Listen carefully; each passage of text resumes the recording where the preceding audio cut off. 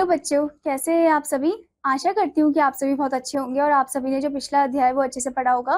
तो चलिए अब हम चलते हैं हमारे 10वें अध्याय पर, जो कि है श्वास व्यायाम।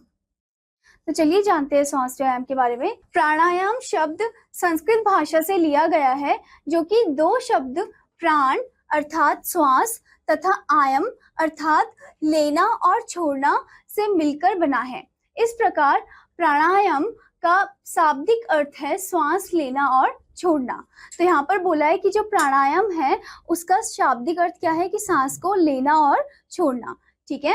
दिन के 24 घंटों के दौरान हम निरंतर श्वास लेते व छोड़ते रहते हैं। श्वास लेते समय हम ऑक्सीजन नामक प्राणदायिनी गैस को ग्रहण करते हैं, जबकि श्वास छोड़ते समय कार्बन डाइऑक्साइड नामक विषैली गैस को शरीर से बाहर निकालते हैं। तो यहाँ पर बोल रहे कि दिन के 24 घंटे हम सांस लेते हैं और छोड़ते हैं। लेते समय हम ऑक्सीजन लेते हैं, ठीक है, और छोड़ते समय हम कार्बन डाइऑक्साइड को रिलीज करते हैं, जो कि क्या है, जो कि एक विषैली गैस है। ओके। अनुलोम विलोम प्राणायाम एक ऐसा योगासन है जो अनेक रोगों से छुटकारा दिलाने में पूर्णतः कारगर है। तो अनुलोम विलोम एक ऐसा प्राणायाम है जो कि जो अलग अलग टाइप की डिजीजेस है उससे वो मुक्त करता है। ठीक है।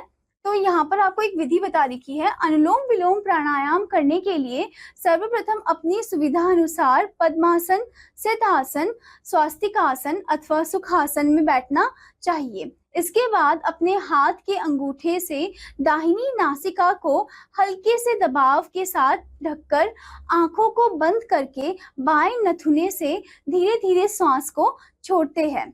तो इसमें अनुलोम विलोम में आपको क्या करना है, आलती पालती करके आप बैठ सकते हो, पद्मासन करके बैठ सकते हो, सिद्धासन, स्वास्तिकासन करके या सुखासन करके आप बैठ सकते हो। ठीक है। उसके बाद आपको क्या करना है, अपने हाथ के अंगूठे को दाहिनी नाक में रखना है। ठीक है। और जो दूसरी जो नाक है आपकी, यानी कि जो बायां जो नथुना है, वहां से आपको सांस को आपको छोड़ना है, रिलीज करना है। ठीक है। जैसे आप इस पिक्चर में भी देख सकते हो। ओके। और आपको अपनी आंखें भी बंद रखनी है। एक बार पूरी तरह से श्वास को छोड़ने के बाद कुछ सेकंड के लिए रुकना चाहिए। अब अनामिका को बाएं नथुने पर रखकर दाहिनी ओर से गहरी और धीरे धीरे सांस लेते हैं। जितना संभव हो उतनी बार इसी प्रक्रिया को दोहराते हैं। तो अब क्या करना, अगर एक बार आपको पहले अच्छे से रिलीज कर देना अपनी जो सांस है, अपनी जो गैस है उसको। ठीक है। उसके बाद आपको क्या करना है, अपनी अनामिका यानी कि आपकी जो इंडेक्स फिंगर है उसे आपको क्या करना है, अपने बाएं नथुने पर रखना है। फिर दाहिनी ओर से आपको गहरी और धीरे धीरे करके सांस लेनी है। ठीक है। और इस प्रक्रिया को आपको दोहराना है। फिर बोला है याद रखिए अनुलोम विलोम प्राणायाम को प्रतिदिन 5 से 15 मिनट तक कर सकते हैं। इसको हम प्रतिदिन हर रोज 5 से 15 मिनट तक कर सकते हैं। ठीक है। अब आपको यहाँ पर अनुलोम विलोम के लाभ बता रखे हैं। प्रतिदिन नियमित रूप से अनुलोम विलोम प्राणायाम करके हम अपनी श्वास को केंद्रीकरण कर सकते हैं, जिसके निम्नलिखित लाभ है। यहाँ पर आपको जिसके प्रॉफिट बता रखे, लाभ बता रखे हैं। फेफड़े शक्तिशाली बनते हैं। ये अनुलोम विलोम करने से जो लंग्स है वो काफी ज्यादा स्ट्रांग बनते हैं, हेल्दी बनते हैं। सर्दी जुकाम व दमा संबंधी विकार दूर रहता है, और जो सर्दी जुकाम, कफ एंड कोल्ड है, दमा संबंधी जो बीमारी है वो दूर रहती है। हृदय को शक्ति प्रदान करता है, हार्ट को शक्ति प्रदान करता है, ब्लड सर्कुलेशन में मदद करता है, गांठिया के लिए लाभप्रद है। ठीक है। आगे मांसपेशियों से संबंधित पूरे तंत्र में सुधार होता है। ठीक है। जो भी बीमारी चल रही हो मांसपेशी से रिलेटेड वो सबको वो ठीक करता है। फिर बताया पाचन तंत्र को भली भांति कार्य करने लगता है, पाचन तंत्र भी अच्छे से कार्य करने लगता है।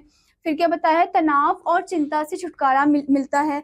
जो स्ट्रेस है, जो चिंता है, उससे हमें छुटकारा मिलता है अनुलोम विलोम करने से। नेक्स्ट, पूरे शरीर में शुद्ध ऑक्सीजन का संचार होता है। पूरे शरीर में किसका संचार होता है, ऑक्सीजन का संचार होता है। आशा करती हूँ बच्चों कि आपको यह अध्याय अच्छे से समझ में आया होगा, और आपका होमवर्क है कि आपको इस अध्याय को अच्छे से पढ़ना है और आपको भी सुबह सुबह उठकर अनुलोम विलोम करना है। अब मैं आपको मिलूंगी अगले अध्याय में, तब तक के लिए धन्यवाद बच्चों।